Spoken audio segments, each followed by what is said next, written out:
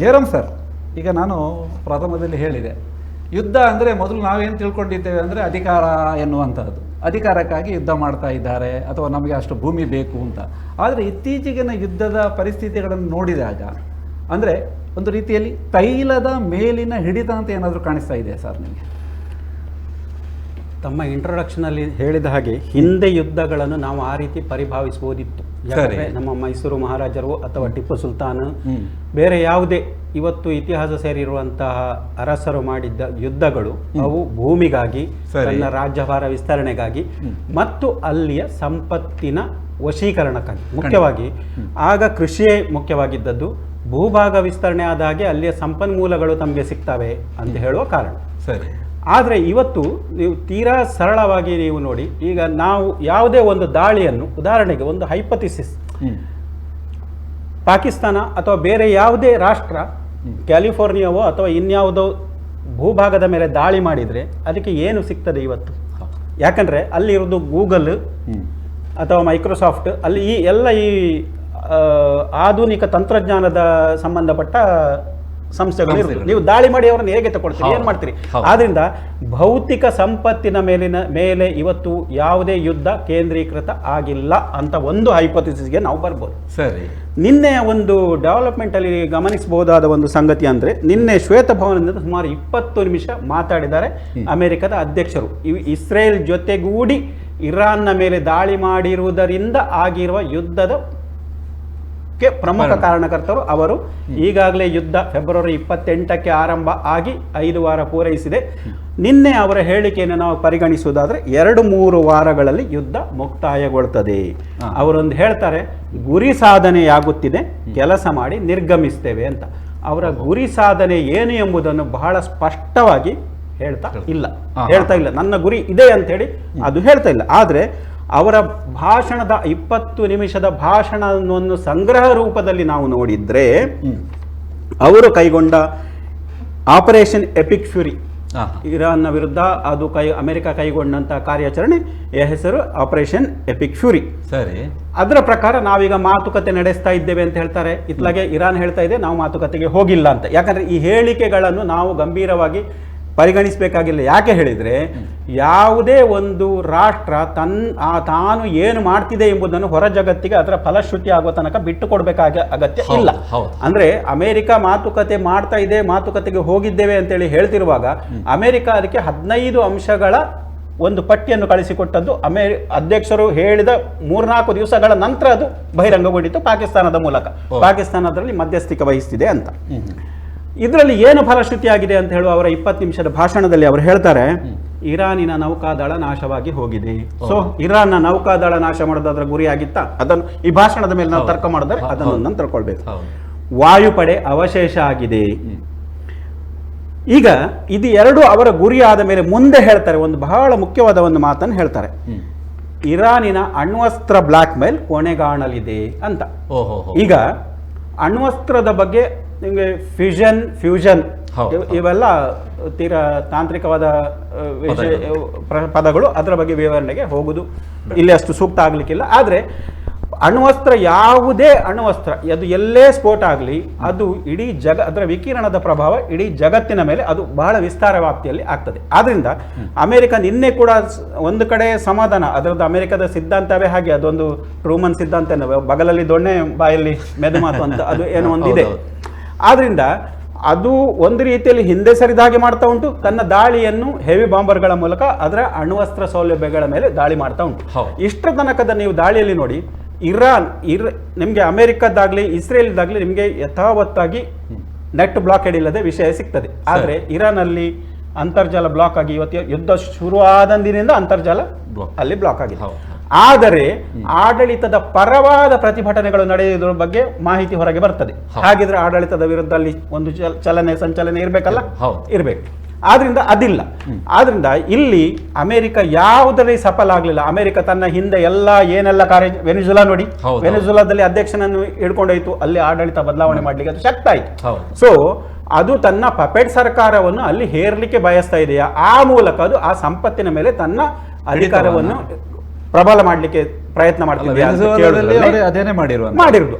ಆದ್ರೆ ಇರಾನಿನಲ್ಲಿ ಯಾಕಂದ್ರೆ ಏನು ನಡೆದಿದೆ ಎಂಬುದು ಇವತ್ತಿನ ತನಕ ಕೂಡ ಬಹಿರಂಗಗೊಳ್ಳದೇ ಇರುವುದರಿಂದ ಸರಿ. ಆಸ್ ಒನ್ ಈಗ ನಮಗೆ ಇರುವ ಲಭ್ಯ ಮಾಹಿತಿಯನ್ನು ನೋಡಿದ್ರೆ ಅದು ಇರಾನಿನಲ್ಲಿ ಆಡಳಿತವನ್ನು ಬದಲಿಸಲಿಕ್ಕೆ ಅಮೆರಿಕ ಶಕ್ತ ಆಗಲಿಲ್ಲ.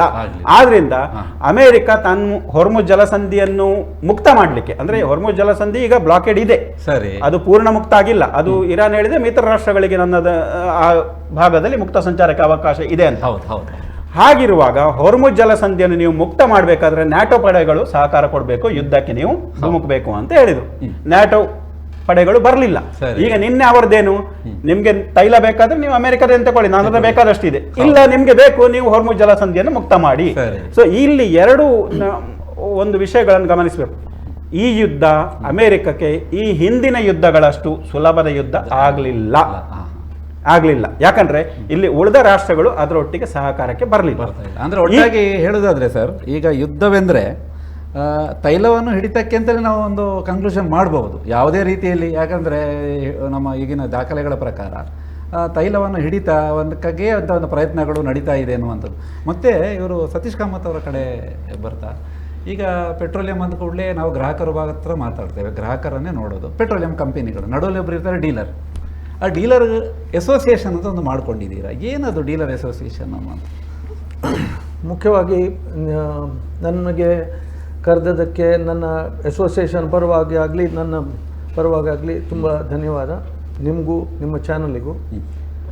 ನಮ್ಮ ಅಸೋಸಿಯೇಷನ್ ಈಗಿನ ಪರಿಸ್ಥಿತಿಯಲ್ಲಿ ಅಸೋಸಿಯೇಷನ್ ಭಾರಿ ಮುಖ್ಯ. ಯಾಕಂದರೆ ನಮ್ಮ ಕಂಪನಿ ಜೊತೆಗೆ ನಾವು ಅಸೋಸಿಯೇಷನ್ ಆಗಿ ಒಂದು ಒಗ್ಗಟ್ಟಾಗಿ ಮಾತಾಡಿದರೆ ಇಂಥ ಟೈಮಲ್ಲಿ ಸಪ್ಲೈ ಆಗಲಿ, ಯಾವ ಪೆಟ್ರೋಲ್ ಪಂಪಿಗೂ ಸಪ್ಲೈ ಆಗಲಿ ಮಾತಾಡಲಿಕ್ಕೆ ಎಲ್ಲ ಡೀಲರಿಗೂ ಸಾಮರ್ಥ್ಯ ಇರುವುದಿಲ್ಲ, ಕಾಂಟ್ಯಾಕ್ಟ್ ಇರುವುದಿಲ್ಲ. ಆದ ಕಾರಣ ನಾವು ಆಗಿ ನಮಗೆ ಏನಾದರೂ ಸಮಸ್ಯೆ ಡೀಲರಿಗಳಿಗೆ ಬಂದರೂ ನಾವು ಹೋಗಿ ಅದಕ್ಕೆ ಸ್ಪಂದಿಸಿ ಆ ಆಫೀಸರ್ಸ್ಗಳಿಗೆ ಎಕ್ಸ್ಪ್ಲೇನ್ ಮಾಡಿ ನಮ್ಮ ಪ್ರಾಬ್ಲಮನ್ನು ಸಾಲ್ವ್ ಮಾಡಲಿಕ್ಕೆ ನಾವು ಪ್ರಯತ್ನ ಮಾಡಿದ್ದೇವೆ, ಮಾಡ್ತಾ ಇದ್ದೇವೆ.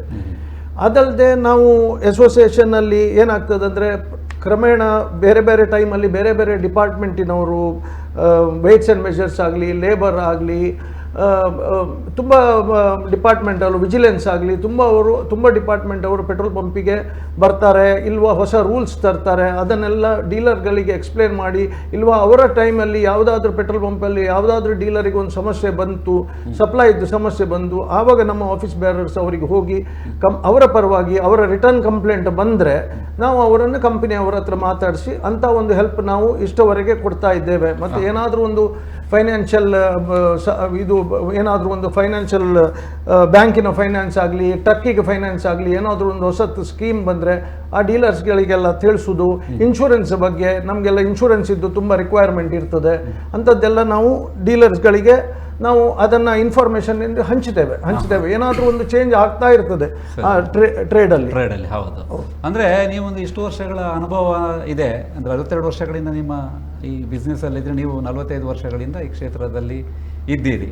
ಅಂದರೆ ಡೀಲರ್ನ ಪಾತ್ರ ಬಹಳ ಮುಖ್ಯ ಈ ಸಂದಿಗ್ಧ ಸಂದರ್ಭದಲ್ಲಿ ಎನ್ನುವಂಥದ್ದು. ಪೆಟ್ರೋಲಿಯಂ ಸೆಕ್ಟರ್ ಅಂದರೆ ಕಂಪನಿಗಳು ತೈಲವನ್ನು ಕಳಿಸ್ತದೆ, ನೀವು ಅದನ್ನು ಅಲ್ಲಿಂದ ನಿಮ್ಮ ಮೂಲಕ ಅದು ಹೋಗ್ತದೆ. ಆದ ಕಾರಣ ನಿಮ್ಮ ಒಂದು ಏನಿದೆ ಪಾತ್ರ ಏನಿದೆ ಈ ಯುದ್ಧದ ಸಂದರ್ಭದಲ್ಲಿ ಅಥವಾ ಸಂದಿಗ್ಧ ಯಾವುದೇ ಸ್ಥಿತಿಯಲ್ಲಿ ಡೀಲರ್ ಪಾತ್ರ ಎನ್ನುವುದು ಬಹಳ ಮುಖ್ಯ ಅಂತ ಹೇಳ್ಕೋಬೇಕು. ಈಗ ಪೆಟ್ರೋಲಿಯಂ ಕಂಪನೀಸ್ ಇಂಡಿಯಾದಲ್ಲಿ, ನಮ್ಮ ದೇಶದಲ್ಲಿ 2-3 IOC ಆಗಲಿ, BPC ಆಗಲಿ, HPCL ಆಗಲಿ, ಅವರ ಇಷ್ಟು ಒಂದು 80,000 ಡೀಲರ್ಸ್ ಇದ್ದಾವೆ ಆಲ್ ಓವರ್ ಇಂಡಿಯಾ. ಆ 80,000 ಡೀಲರ್ಸಿಗೆ ನಾವು ಕಂಪನಿಗೆ, ಜನರಲ್ ಪಬ್ಲಿಕ್ಗೆ ನಾವು ಫೇಸ್, ನಾವು ಮುಖ. ಆ ಮುಖವನ್ನು ನಾವು, ನಮ್ಮ ಕರ್ತವ್ಯ ಏನಂದರೆ ನಾವು ಕ್ವಾಂಟಿಟಿ ಆಗಲಿ ಕ್ವಾಲಿಟಿ ಆಗಲಿ ಏನೋ ಒಂದು ಸಮಸ್ಯೆ ಇಲ್ಲದೆ ಕಸ್ಟಮರಿಗೆ ಸ್ಯಾಟಿಸ್ಫೈ ಮಾಡುವಂಥ ಕೆಲಸ ನಮ್ಮ duty as a dealer on behalf of the company. So ಅದು ಒಂದು ದೊಡ್ಡ ಜವಾಬ್ದಾರಿ. ಯಾಕಂದರೆ ಈ ತುಂಬ ಜನರಲ್ಲಿ ಒಂದು ಭಾವನೆ ಇರ್ತದೆ, ಏನೋ ಒಂದು ಕ್ವಾಲಿಟಿ ಸರಿ ಸಿಕ್ಕುವುದಿಲ್ಲ, ಕ್ವಾಂಟಿಟಿ ಸರಿ ಸಿಕ್ಕುವುದಿಲ್ಲ, ಟೈಮಲ್ಲಿ ಸಿಕ್ಕುವುದಿಲ್ಲ ಇಲ್ವಾ, ಅಂಥದ್ದೆಲ್ಲ ನಾವು ಅದನ್ನು ಕ್ಲಿಯರ್ ಆಗಿ ಕಸ್ಟಮರ್ ಒಟ್ಟಿಗೆ ಒಳ್ಳೆ ಬಿಹೇವ್ ಮಾಡಿ ಸರ್ವಿಸ್ ಕೊಡುವಂಥದ್ದು ನಮ್ಮದು ಕರ್ತವ್ಯ. ಅದು ಮತ್ತೊಂದು ವಿಚಾರಗಳ ಬಗ್ಗೆ ಮುಂದಷ್ಟು ವಿಚಾರಗಳನ್ನು ಮಾತಾಡುವ ಸತೀಶ್ ಅವರು. ಅದರ ಮೊದಲು ಜಯರಾಮ್ ಸರ್, ಈಗ ತೈಲದ ಮೇಲೆ ಹಿಡಿತವೆ ಅನ್ನುವಂಥ ಪ್ರಶ್ನೆ ನಿಮ್ಮಲ್ಲಿ ಕೇಳಿದ್ದೆ, ಅದನ್ನು ಮುಂದುವರಿಸಿ, ಆ ಪ್ರಶ್ನೆಯನ್ನೇ ಮತ್ತೊಂದು ಮುಂದುವರಿಸಿ.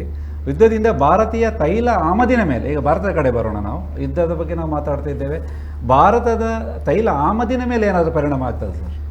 ಈಗ ಈ ಯುದ್ಧವನ್ನು ವಾಪಸ್ ನಾನು ಆಗ ಎಲ್ಲಿ ಸ್ಥಗಿತಗೊಳಿಸಲಿಗೆ ಹೌದು. ಅದನ್ನು ಮುಂದುವರಿಸುವುದಾದರೆ ಹಾಂ ಈ ಯುದ್ಧ ಬರೇ ತೈಲದ ಮೇಲಿನ ಹಿಡಿತಕ್ಕಾಗಿ ನಡೆದಂಥ ಯುದ್ಧ ಖಂಡಿತ ಅಲ್ಲ. ಇದರ ಹಿಂದೆ ಅನೇಕ ವಿಶ್ಲೇಷಕರು ಹೇಳ್ತಾರೆ ಇಸ್ರೇಲ್ನ ಕೈವಾಡವೇ ಜಾಸ್ತಿ ಇದೆ ಅಂತ. ಇಸ್ರೇಲ್ ಹೇಳಿದ ಹಾಗೆ ಟ್ರಂಪ್ ಒಂದು ಇವತ್ತು ನಿರ್ಧಾರ ಕೈಗೊಳ್ಳಬೇಕಾದ ಪರಿಸ್ಥಿತಿ ಬಂತು ಅಂತ. ಬೇರೆ ಬೇರೆ ಅದಕ್ಕೆ ಜಿಯೋಪೊಲಿಟಿಕಲ್ ಭೌಗೋಳಿಕ ರಾಜಕೀಯ ಕಾರಣಗಳು ಇರ್ಬೋದು. ಎರಡನೇದಾಗಿ ಇರಾನ್ ಆ ಭಾಗದಲ್ಲಿ ಪ್ರಬಲ ಆದರೆ ನೋಡಿ ಅದರ ಸುತ್ತಮುತ್ತ ನೀವು 13 ಕಡೆಗಳಲ್ಲಿ ಗಲ್ಫ್ ರಾಷ್ಟ್ರಗಳಲ್ಲಿ ಅಮೆರಿಕದ ನೆಲೆಗಳಿವೆ, ಇರಾನಲ್ಲಿ ನೆಲೆ ಇಲ್ಲ. ನೀವು ಈಗ ಯಾವುದೇ ಆಗಲಿ ಒಂದು ನೀವು ಇಡೀ ಶೀತಲ ಸಮರೋತ್ತರ ಕಾಲದಲ್ಲಿ ನೀವು ಶಕ್ತ ರಾಷ್ಟ್ರ ಆಗೋದು ಹೇಗೆ? ಇಡೀ ಒಂದು ಲಾಜಿಸ್ಟಿಕ್, ಇವತ್ತು ಲಾಜಿಸ್ಟಿಕ್ ಇಲ್ಲದೆ ಯಾವ ದೇಶ ಬದುಕಲಿ. ನಾವು ಎಷ್ಟೇ ಹೇಳ್ಬೋದು ನಾವು ಸ್ವಾವಲಂಬನೆ ತೀರ ಹೇಳಿದ್ರೆ ಗಾಂಧಿ ಯುಗಕ್ಕೆ ಹೋಗ್ಬೇಕು, ಹಿಂದೆ ಗ್ರಾಮ ಸ್ವರಾಜ್ಯಕ್ಕೆ ಹೋಗ್ಬೇಕು. ಇವತ್ತು ಅದು ಸಾಧ್ಯ ಇಲ್ಲ. ಆದ್ರಿಂದ ತೈಲದ ಮೇಲೆ ನಮ್ಮ ದೇಶಕ್ಕೆ ಖರ್ಚು ಖಂಡಿತ ಜಾಸ್ತಿ ಆಗುತ್ತೆ, ತೈಲ ಆಮದಿನ ಮೇಲೆ. ಯಾಕಂದ್ರೆ ಮೊದಲಿನಷ್ಟು ಫ್ಲೂಯೆಂಟ್ ಆಗಿ ತೈಲ ಈಗ ಬರ್ತಾ ಇಲ್ಲ. ಮೊದಲು ರಷ್ಯಾ ಕಡಿಮೆ ದರದಲ್ಲಿ ಕೊಡ್ತಾ ಇತ್ತು, ರಷ್ಯಾ ಆ ನಂತರ ಇಲ್ಲ ನನಗೆ ಮಾರ್ಕೆಟ್ ರೇಟೇ ಕೊಡಬೇಕು ಅಂತೇಳಿ ಹೇಳಿತು.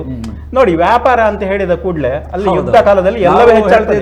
ರಷ್ಯಾ ನಮ್ಮ ಮಿತ್ರ ಅಂತ ಹೇಳ್ತಾರೆ. ಅಲ್ಲಿ ಮಿತ್ರತ್ವ ಇಲ್ಲ, ವ್ಯಾಪಾರ ಮಾತ್ರ. ಬಹಳ ಮಂದಿ ಏನ್ ಮಾಡ್ತಿದ್ದಾರೆ, ತೈಲ ಮಾತ್ರ ನಮಗೆ ಇಫೆಕ್ಟ್ ಆಗಿದೆ ಅಂತೇಳಿ. ನಾವು ನೋಡೋಣ.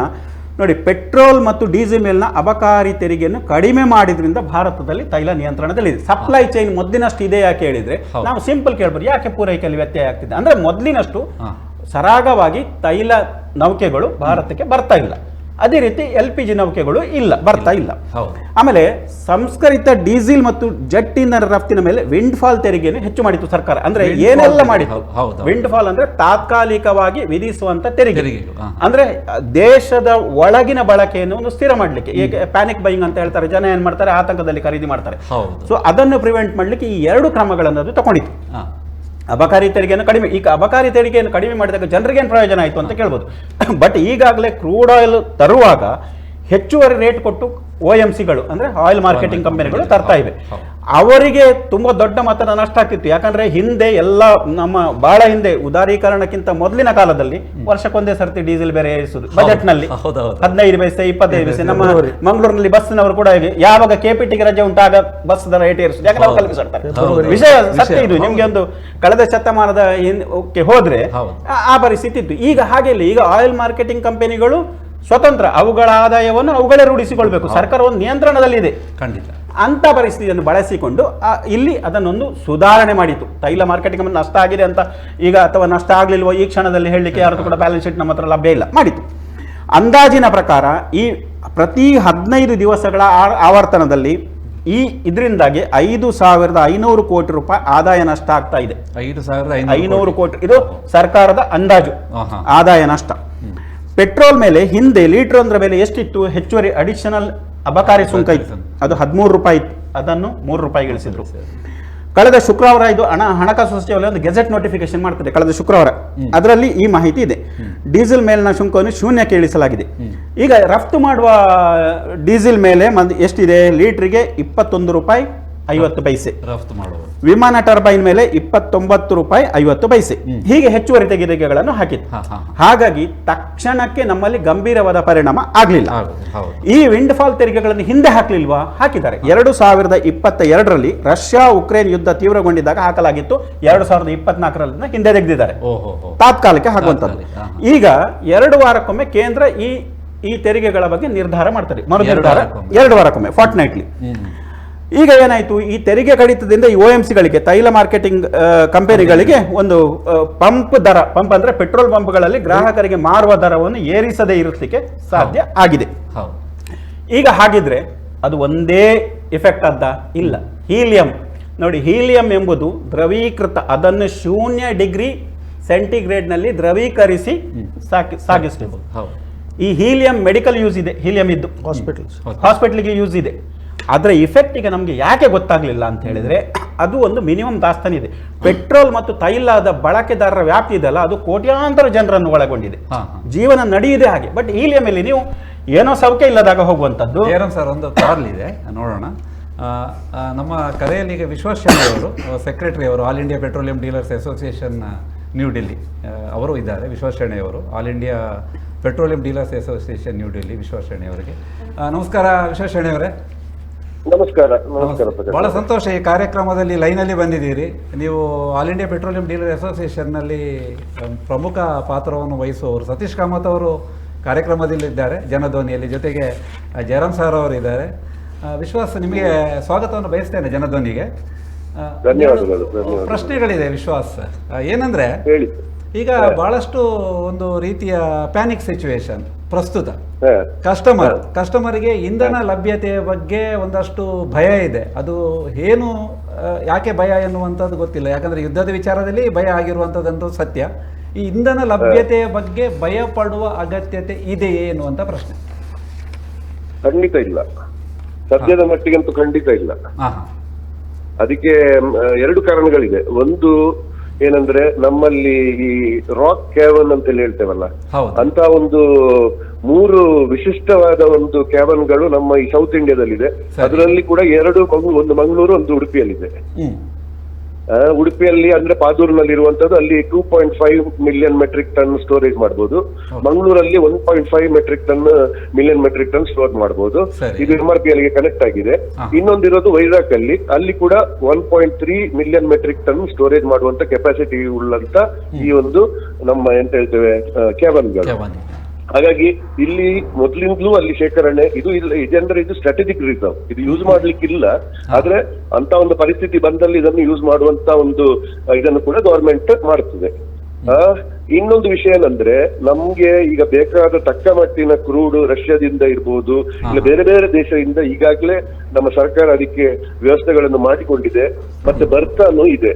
ಇದಲ್ಲದೆ ಈ ಒಂದು ಸ್ಟ್ರೈಟ್ ಆಫ್ ಫಾರ್ಮರ್ಸ್ ಮೇಲೆ ಡಿಪೆಂಡ್ ಆಗಬಾರದು ಅನ್ನೋ ಒಂದು ದೃಷ್ಟಿಯಲ್ಲಿ ಈಗ ಆಫ್ರಿಕಾದಿಂದ ಕೂಡ, ವೆಸ್ಟ್ ಆಫ್ರಿಕಾದಿಂದ, ನೈಜೀರಿಯಾದಿಂದ, ಅಂಗೋಲಾದಿಂದ ಕೂಡ ನಮಗೆ ಕ್ರೂಡ್ ಬರ್ತಾ ಇದೆ. ಇತ್ತೀಚೆಗೆ 20ನೇ ತಾರೀಕು ಮಾರ್ಚ್ ಮುಂಬೈಯಲ್ಲಿ ಒಂದು ಮೀಟಿಂಗ್ ನಡೆದಿತ್ತು. ಅಲ್ಲಿ ನಮ್ಮ All India Petroleum Dealers Association ಮತ್ತೆ 3 ಆಯಿಲ್ ಕಂಪನಿಯ ಡೈರೆಕ್ಟರ್ ಮಾರ್ಕೆಟಿಂಗ್ಗಳು, IOCಯ ಸೌಮಿತ್ರ ಶ್ರೀವಾಸ್ತವ್, HPC ಅಮಿತ್ ಗರ್ಗ್, BPCL ಶುಭಕರ್ ಸೇನ್, ಇದಲ್ಲದೆ ಹಲವು ಎಕ್ಸಿಕ್ಯೂಟಿವ್ ಡೈರೆಕ್ಟರ್ಗಳು ಎಲ್ಲರೂ ಸೇರಿ ಈ ಒಂದು ಮೀಟಿಂಗ್ ಅಲ್ಲಿ ನನಗೆ ಇದ್ರ ಬಗ್ಗೆ ಬಹಳಷ್ಟು ಮಾಹಿತಿಗಳನ್ನು ನೀಡಿದ್ದಾರೆ. ಅವರು ಹೇಳುವಂತದ್ದು ಏನಂದ್ರೆ, ಇದಲ್ಲದೆ ಮಿನಿಸ್ಟ್ರಿಯಲ್ಲಿ ರಾಸಲ್ ದ್ವಿವೇದಿ ಅಂತ ಹೇಳಿದ್ದಾರೆ, ಇವರು ಪರ್ಸನಲ್ ಸೆಕ್ರೆಟರಿ ಟು ನಮ್ಮ ಮಿನಿಸ್ಟರ್ ಹರ್ದೀಪ್ ಸಿಂಗ್ ಪುರಿ ಅವರಿಗೆ. ಅವರ ಜೊತೆ ನಾನು ನೇರ ಸಂಪರ್ಕದಲ್ಲಿ ಕೂಡ ಮಾತಾಡಿದ್ದೇನೆ. ಹಾಗಾಗಿ ಯಾವ ಕಾರಣಕ್ಕೂ ಅವೈಲಬಿಲಿಟಿ ಬಗ್ಗೆ ಚಿಂತೆ ಬೇಡ.